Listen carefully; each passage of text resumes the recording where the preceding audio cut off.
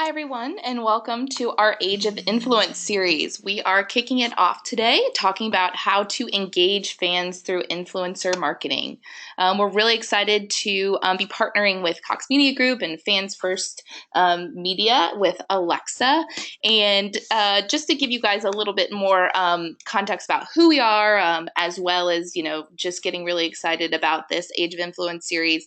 The series is going to be continuously we're going to be sharing content throughout the rest of the year and probably into 2017. It's going to be a mix of webinars and blog posts and Q&As with thought leaders in the space, really giving their perspective on how they're using influencer marketing in their business.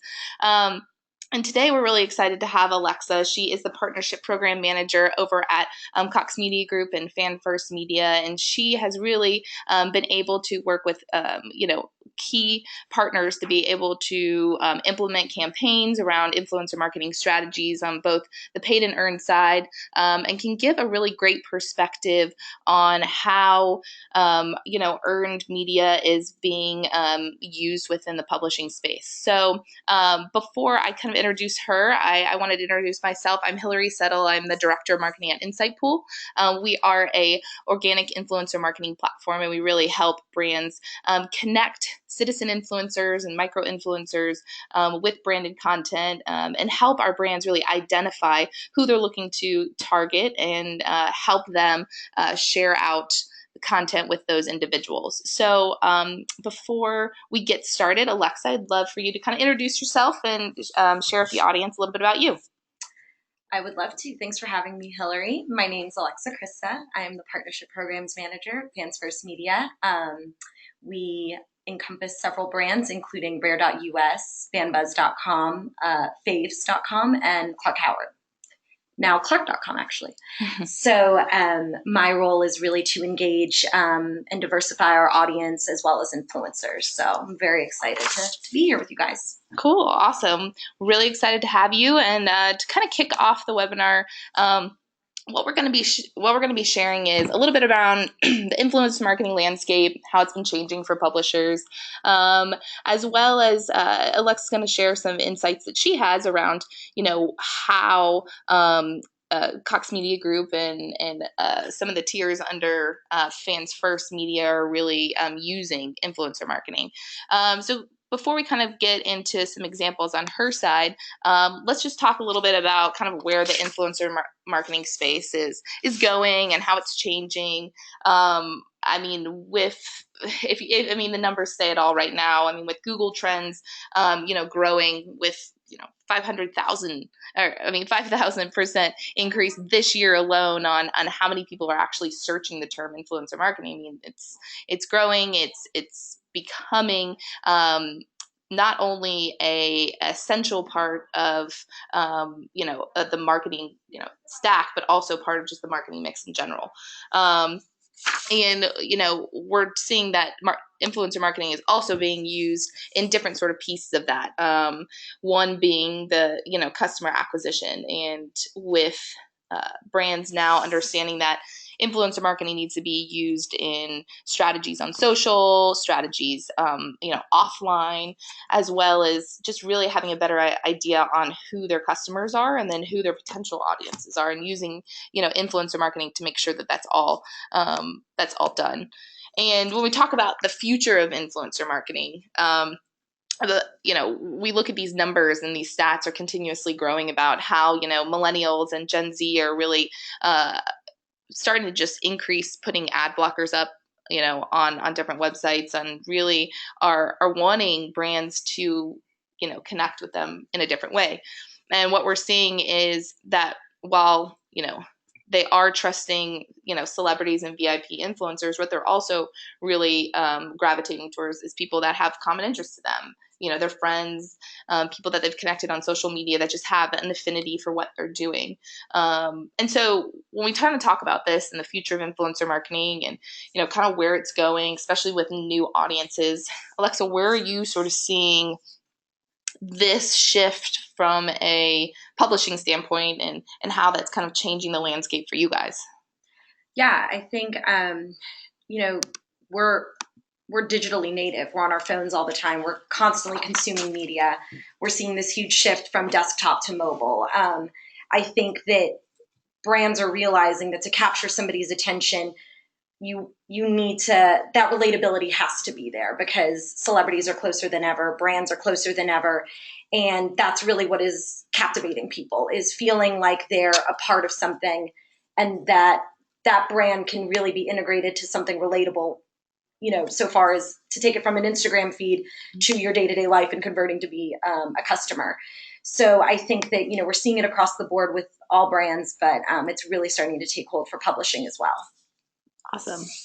So when we talk about, your audiences and, certain metrics that you guys are held to, and sort of what content looks like from a, an audience and influencer marketing perspective, how is that kind of coexist, together? Yeah. We want to be part of people's lives. And for us, our influencers are our audience. We are really striving to create a seamless experience for people, so that, when they are engaging, whether it's through their newsfeed on Facebook or they're coming to us natively, coming to rare.us or clark.com, we want that experience to feel like they're part of something. So that's been, measuring that is really looking at the engagement, how long people are staying on site, what they like to read. Social media is very telling. People are very honest about what they like and don't like, and the numbers definitely don't lie there. So, we're really able to take hold of what we see on social and what we see on, the back end when we're evaluating our content, and, work together as an editorial team and a marketing team to see what's resonating. Cool. So, kind of as we move through this and we start talking around audience development, I mean, now that you have these insights and you have this social data and understanding the engagement metrics, how does that play a part in really audience development when you're looking at, hey, how are we going to, do this new campaign or a new strategy? Like, how does that kind of fit in with, how you're looking to do that? Yeah.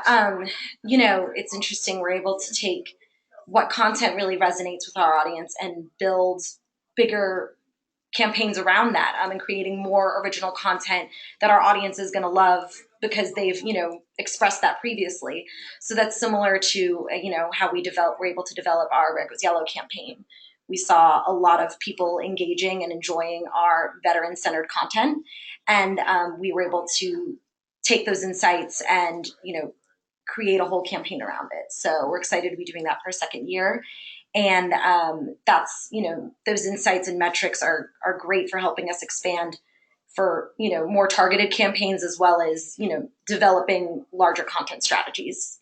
Cool. So when you talk about, understanding your audience, is there sort of a difference in understanding, not just the demographics of them, kind of where they're located and kind of gender differences, but also understanding like the characteristics, insights about them, what's interesting to them from a content perspective, or, if they have intent to buy something, or if they have intent to, follow a certain, politician, or be, have an affinity for something. Is that something that matters to you when you're really identifying audiences? Yes, definitely.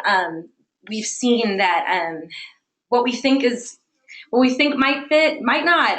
It's a lot of just trying new things and just testing it and going for it. We're seeing a lot of we're getting surprised a lot by some of the alignment with other publishers. It can be tricky because, especially when you report on the news, there are lots of organizations reporting on the news. So a lot of times when I'm looking at maybe a publishing partner to help expand our audience, their content may be very close to what our content is, but their delivery may be different.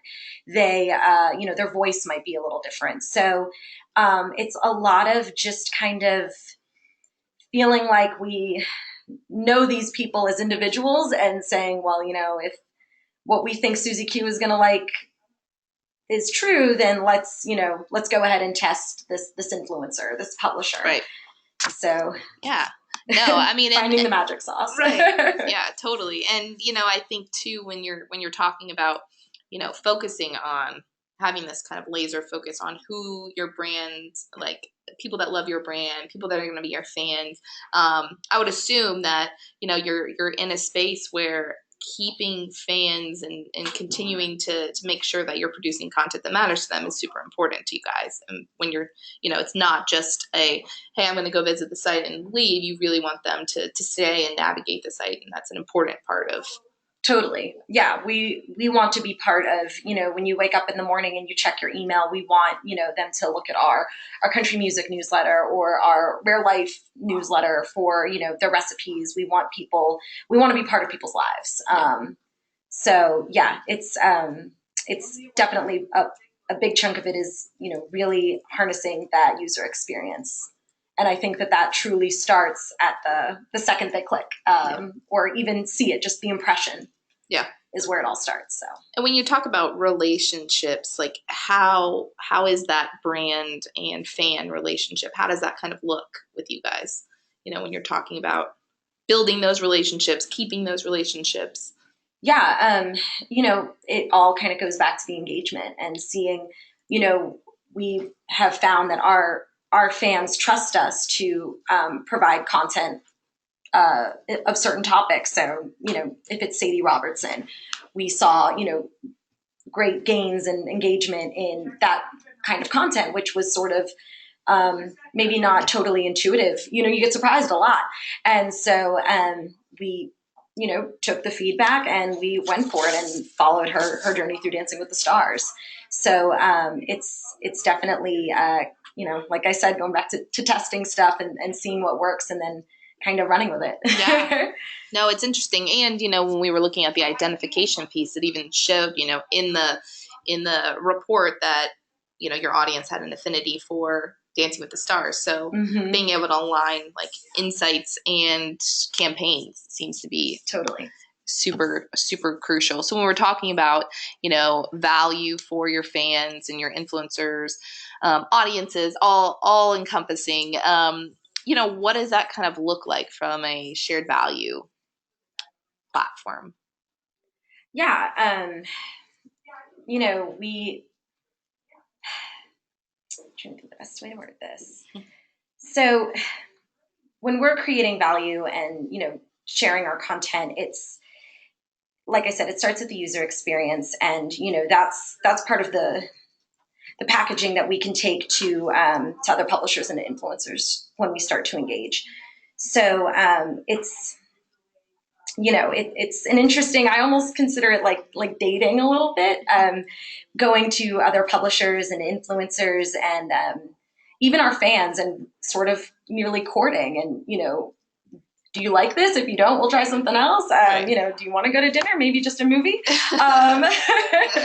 So, we definitely work very closely. I would say that the relationship building aspect from a publishing standpoint is different than my personal experience in other more traditional B2C roles. I think that everyone is sort of figuring it out, even the audience, and determining what it is that, they like about a publisher. I remember personally when BuzzFeed kind of came out and I was like, ooh, I like this. They're funny.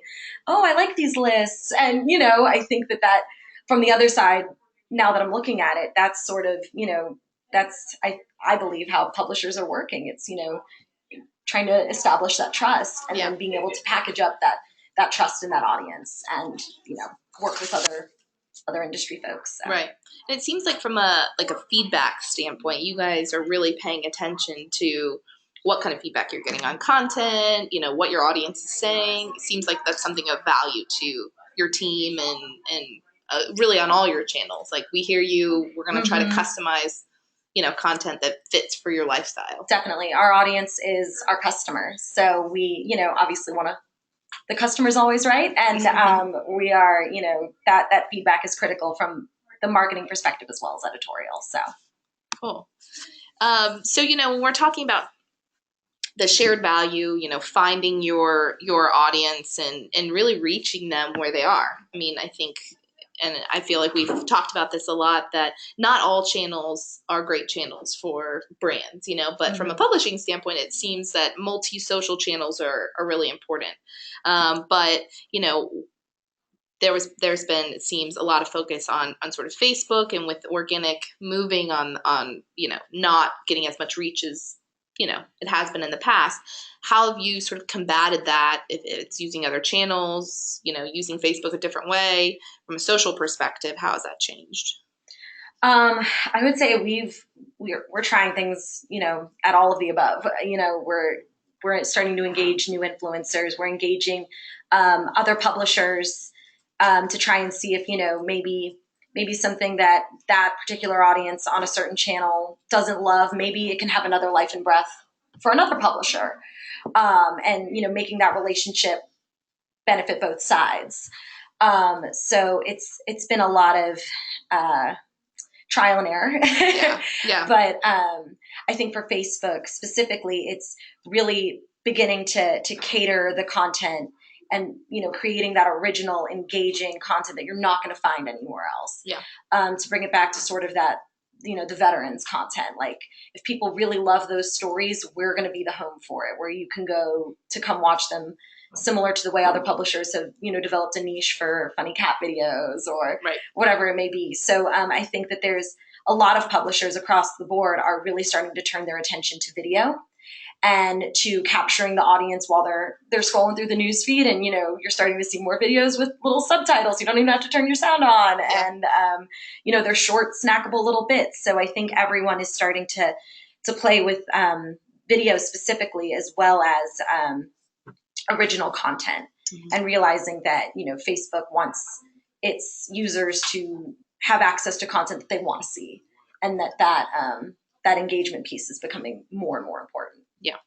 And I mean, when you're talking about moving from Facebook, you talk about different ways to engage your audience on Facebook. What about additional channels? Are you also looking to kind of spread your wings and put effort in different social channels at this point? Yeah. We use Twitter, we use Instagram, Pinterest. And I think, especially at Fans First, we have a lot of brands, and they're all very different. So, what may work for Rare might not be the best fit for Faves. So it's, I feel very fortunate that we, have a broad offering. It gives me more to play with. And yeah, we've seen a lot of success using Twitter for things like live events, election coverage. Me personally, as a Twitter user, that's more when I'm engaged, where, day-to-day content has been really succeeding on Facebook. Interesting. Yeah, that's cool. I think with the changes in all the social channels and brands really having to quickly adapt, it seems that because you guys have paid attention to your audience, that it's been a bit easier, I'm sure, for you guys to say, okay, well, now video is working a bit better with our audience. Let's try to adapt that on other channels. So it seems that that's been. Yeah, and with other publishers doing the same thing, it's easy to work together on it, which is nice. So I think we're all in it together as an industry. Yeah, I'm sure. So, moving a little bit from, social channels and channels of how to engage, your audience. When we talk about the landscape right now with influencer marketing, sort of the tiers of this, and now with it growing so much, there's like a whole different categories of influencer marketing, that's sort of changed and adapted. And the social landscape is something that I'm sure this chart is going to be outdated in, like a couple weeks, because there's just new terms and new ways of engaging. When you look at, these hyper influencers, sort of the Kim Kardashians of the world, and then you kind of move down to your citizen influencers, your folks that are really on the ground at an event, per se, or somebody that is, a mom that is in a certain, area and is a lover of, a specific brick and mortar store that they're trying to engage. How have you guys seen, with this whole spectrum, where you kind of sit as an influencer yourself, as a publisher, as well as engaging the whole spectrum of influencers? Yeah. For us, as for our brands anyway, we've been successful in growing a large social following. So I think for us, you know, sitting along with the journalists and media and other, you know, large publishing brands, we really kind of run the gamut. I think for us, what's most important is, again, that user experience. Seeing an influencer, whether they be another journalist or, you know, it's a citizen, someone who is like, you would be on their Facebook feed or their Twitter feed, and you're like, oh yeah, like they always post cool country music stuff. This is something that I should look at because they're talking about it. So, you know, from where we sit, every level of influencer is important, whether it's for reinforcing our, you know, our expertise in the space, or it's just, you know, getting very granular in a specific topic of country music, and that one person is, you know, influential in their own network. I think everyone has that one friend who's like, oh, everything they post is awesome, I gotta look at this. So, you know, we see value in pretty much everybody. Yeah. So when we talk about how you kind of engage these influencers, I'd love to hear, and you know, I've heard it, but I'd love for you to share a bit more on kind of the tiers of influencers that your team engages, and sort of how that looks from a content perspective, and kind of how that works. Yeah, so at Fans First, we're really proud of our internal influencers. These are they are Fans First Media employees, and they are, you know, personalities, and they share our content and engage with their audience. We have Alyssa the mom, who is hilarious on camera and off. She's a hoot. And, you know, her audience is very engaged with a wide variety of content, but, you know, including her. So she creates videos. She does a lot of DIY cooking type videos. So this is a really interesting way for us to experiment with different kinds of content. This is a way for us to, you know, take a piece, like in this example, this looks like it's a rare country piece. Okay, so let's give it another life with this audience. So it's a way for us to kind of expand and test, as well as, you know, push the brand. So it's a little different than, I would say, the experience. They're still obviously very trustworthy, and they do have a dedicated following, but, you know, I would say the experience is a little bit more, I guess branded would be the word. Yeah. So. And you know, when you work with your internal influencers and sort of the external influencers, how is that a bit different? Yeah. So our internal influencers, their content is going to, like I said, carry that brand experience with them. So, you know, while there's a great variety of content, it's going to resonate the rare brand or rare politics or rare country, and be very true to sort of be another arm of the, you know, Alyssa the mom would be another arm of the rare life experience. So it's just another way to kind of consume that content and engage. Where our external influencers, this is sort of a way for us to really diversify our audience. So this is a way for us to kind of get more granular even, and say, you know, particularly with our politics, it can be, you know, there's a very niche audience. So it's a way for us to identify people like Matt Kibbe, and he can take our content and simply share it and give it another life. And he, you know, as an influencer in his space, you know, his authority alone is enough to kind of present our content and, you know, give it that credibility. Right. And that, yeah. And so, and from the internal, external, are people aware that they are influencers of yours on the internal influencer side? Is that like? I believe so. Yeah. You know, they're very much personalities. Their videos are all, you know, there's a consistent, like I said, branding and experience. So, you know, it's, like I said, it's more of an extension of our brands and just another way to experience them. So I do believe that they know, but yeah. Cool.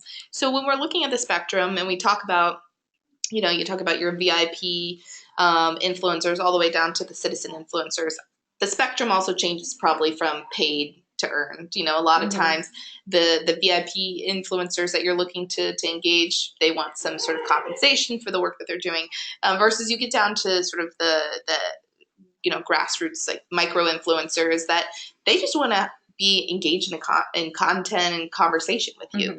When we talk about paid versus earned and sort of that dichotomy at this point, how do you see that, since you use both, how is that kind of used, and sort of best practices for that, if you can give some perspective there. Sure.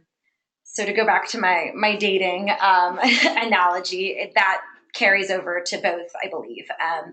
I think at the end of the day, whether you're working with a paid influencer, somebody who does it for a living, or just someone who has a following that we would like to capture, you ultimately want to make people feel like they're part of something. With a lot of paid influencers, we see that they may really excel in one space.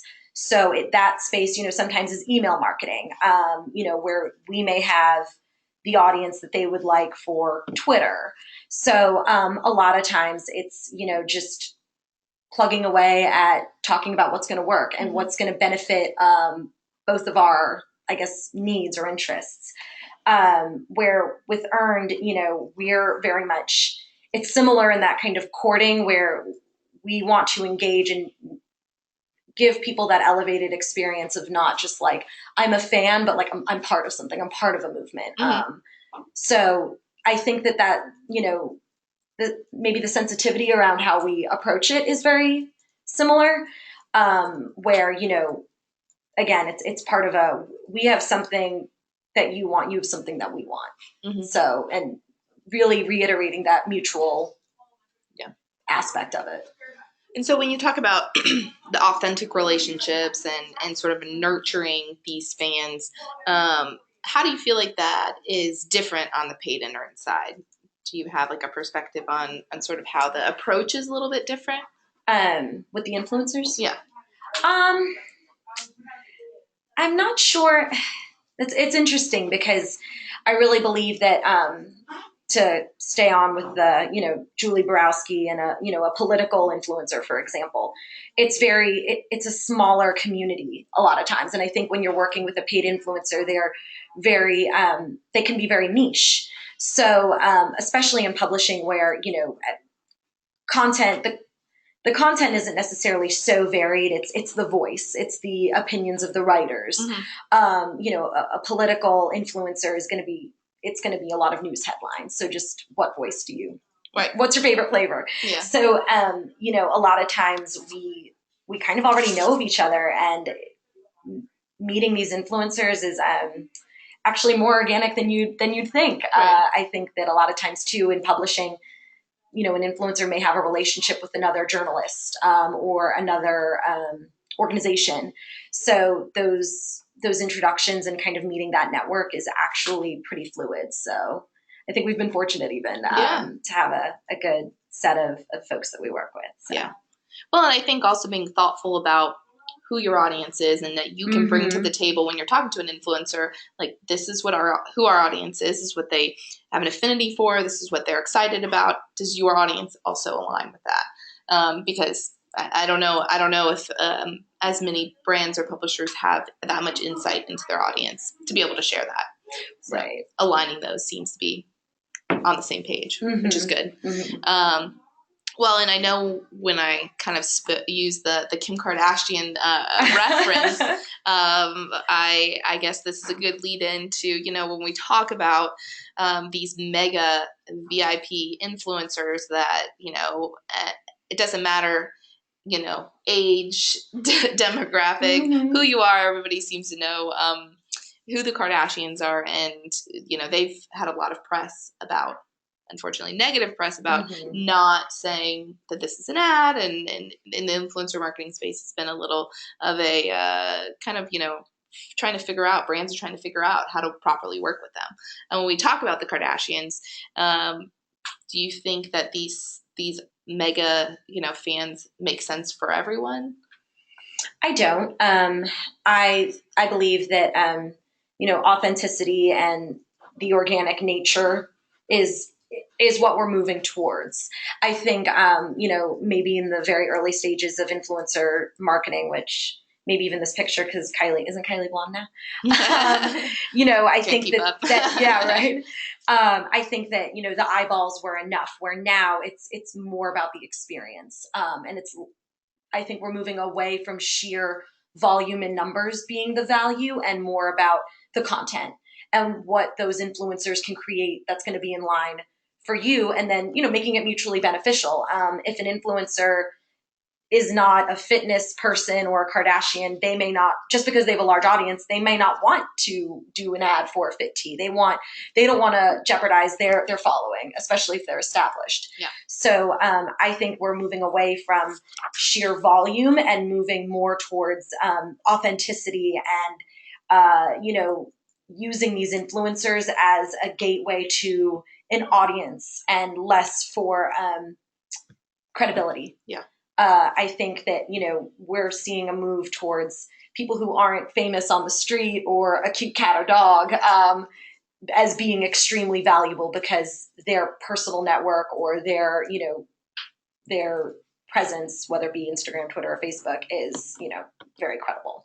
Yeah. So it seems a bit, it seems like when we're talking authenticity, it also seems to be like integrity around, the influencers now are pushing back to say, no, this doesn't fit for my brand and my audience, and let's be more thoughtful about what content's being produced, versus maybe in the start it was just, hey, cool, you're going to pay me to do this. All right, it doesn't really matter what it is. Right. And now it seems on the opposite side, consumers are becoming smarter about what the experience looks like and how they're being engaged by influencers. Totally. I even got served. I was served an ad on my personal Instagram. And it was a blogger who had like the most awesome Instagram, and it was an ad for Blue Apron. And by the looks of it, that money was put behind her as an influencer from her profile, and it was so fluid and so organic. And then, I went and followed that person because her Instagram is the coolest. So, and I want to be just like her. So, it really worked twofold, I think, for them as a brand, because they got, obviously they got the content. They, had a platform to push it through. And then the influencer also had gains because, it put her in front of people. Mm-hmm. So, and me as a consumer, I was happy with it. I personally loved the ad. So, so I think that we're starting to see more strategic placements around, where we place influencers and, what it looks like. Yeah, and it feels like more of an organic experience. And it seems if the influencer really believes in what they're promoting, that it will feel more authentic. And kind of with, talking about authenticity, and actually the chart that we put there is essentially it's a social audit that Insightful actually has as part of our platform. So if you put any handle in, we'll actually pull how many people are active and inactive. And this is just the nature of social, especially on Twitter, being able to understand if your audience is relevant to your business, is even active on social, potentially bots. And so when we're actually looking at our influencers in our platform to say, do they actually have real audiences? Do they actually have relevant audiences? But when we talk about, authenticity, and you've touched on it before, audience matching and engagement, and really kind of honing in on what an audience looks like from an influencer standpoint. What do you guys look for from an influencer, that their audience specifically? Right. So my two big factors are scale. And I would also say, for lack of a better word, just overall fit. Does this person align with the brand?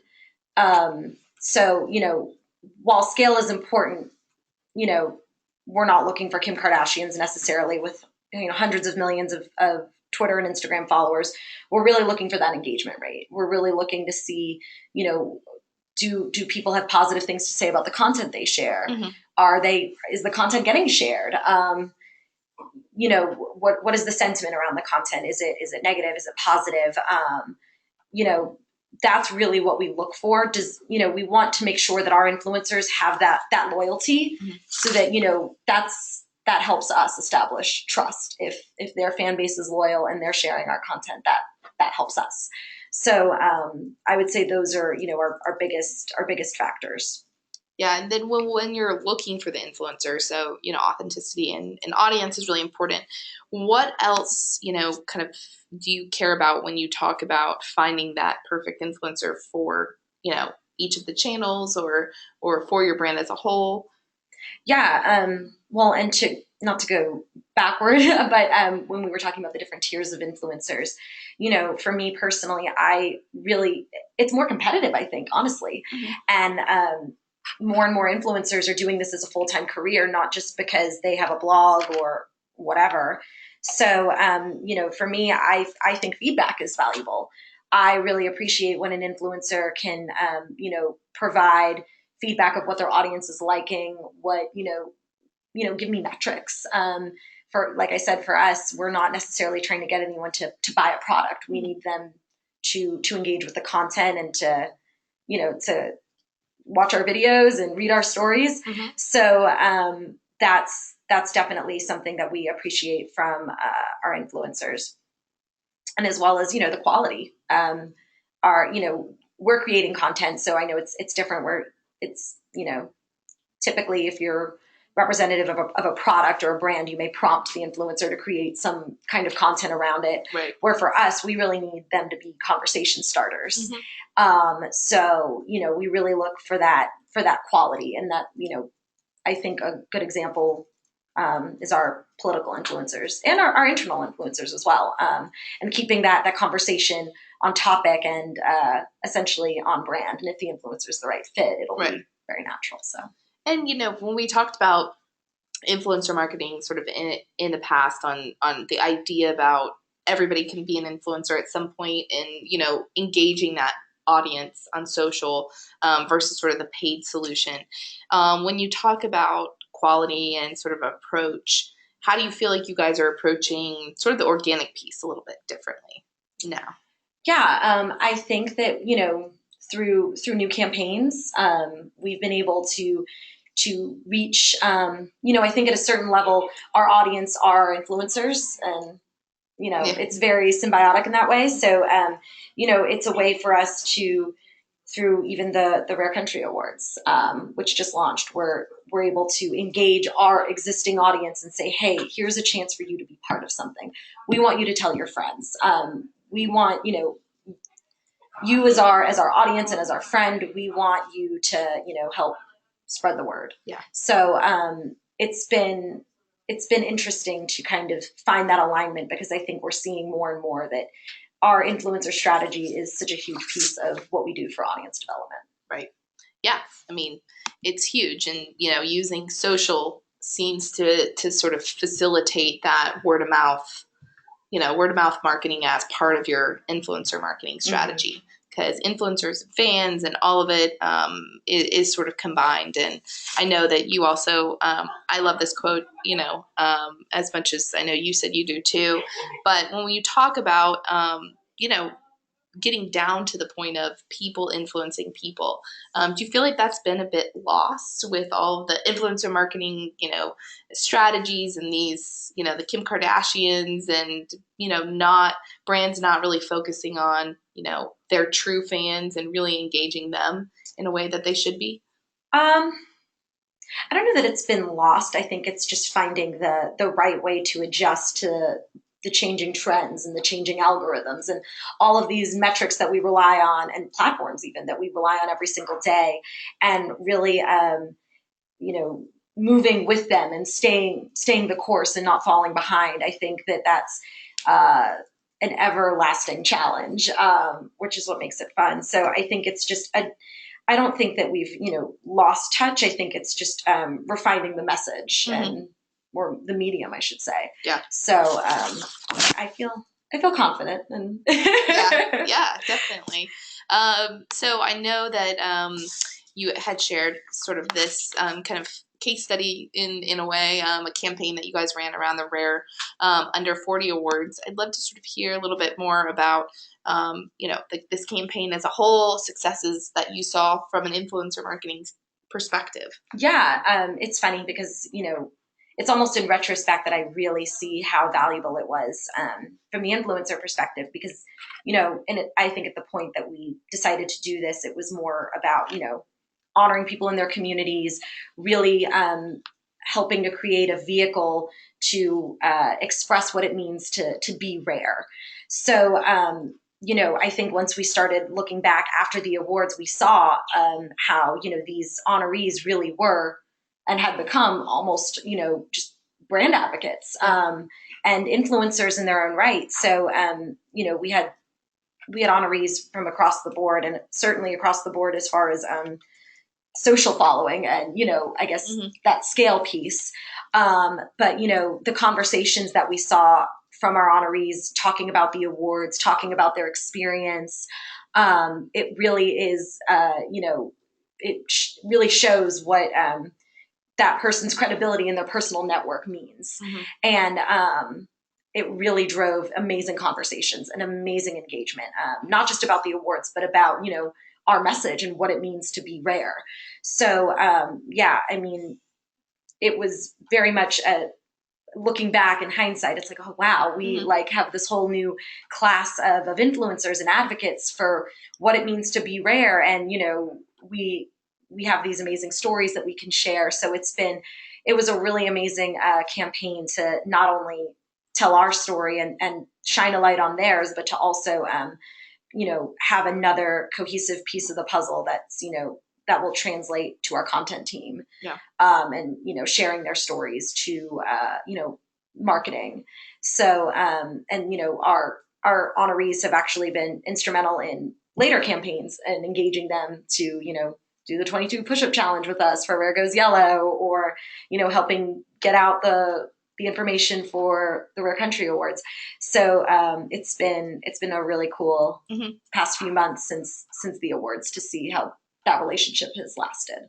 And you said these awards were kind of like on the entire spectrum of influencers, right? You guys had some people that were more on the celebrity side, and then you also had people that were, that have never been in the spotlight before. Yeah, I mean, we had, Sadie Robertson was there, and obviously, she has a large social following. So, we saw great engagement from her, but we also saw great engagement from people who, are just very active in their small community, not small, but their immediate community. Right. So that was another, again, that's also valuable information and feedback to see, people in their city and in their community of, expertise or other professionals, and engaging that conversation, because everyone's conversation was a little bit different, whether it was Miss Rhode Island or Sadie or any of the other honorees. So it was very cool to see. Cool. That's exciting. And it's exciting to hear, kind of the sort of on the ground, like, this is how we're using influencers from the entire spectrum. And then on top of that, using them to engage, your fan base around content that you've curated. And then it's sort of the ideal scenario to be able to get that all-encompassing strategy working and moving, and then continuing the relationship, like you were saying, continuing that down the line. So this is awesome. I mean, we've already, gotten so much feedback on social, and some questions have come in to get a better understanding about, where you guys are going in 2017, specifically around, we had a question saying, where do you think that influencer marketing is going, in the coming year, and sort of how that's changing? Right. I see influencer marketing becoming more and more flush with people's experiences. I see people I think that there's such a huge network of people out there that are creating this content that, there's going to be more and more chances for everyone to get a piece of it. I think that there's more ways to qualify people as influencers. More ways to create content as, these platforms are changing. Who knows, maybe there'll be a huge change with Snapchat. Maybe, Instagram will roll something else out, and people, gravitate towards it, and they start to own it. So I really think that we're going to see more of that authentic in your news feed experience, not rolling your eyes at an ad, and just, really seeing people.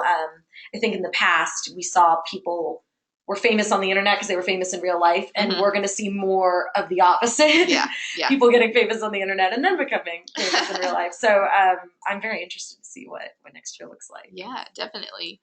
And we got another question about what are you launching currently or are about to launch from a campaign perspective that you're really excited about?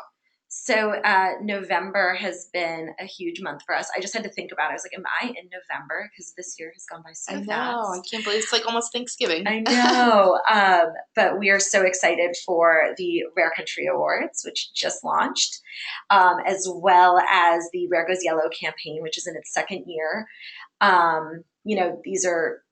We're just really excited to engage this audience and to get, to really, I guess, push what it means to be a fans first media company, and give people the opportunity to vote for their favorite country artist, and have a say in an awards show or awards experience, I should say. It's digital only, as well as the Rare Goes Yellow campaign, where we're really able to give a spotlight to America's veterans, and it's not just about surprising celebrities who may be veterans. It's about everybody, and being inclusionary. So we're very, very excited. Cool. It's exciting. Well, we're definitely going to be following all of it. And then we're talking about the paid versus earned. What tools are you using for both? So we are using Insightful. Very excited. It's been a really cool way to identify, to take what we see in the tool and apply it to our overall strategy, giving that feedback to editorial and saying, hey, we're seeing these matches for X type of content. This would be great. So, we're really streamlining that process and being able to work more closely together.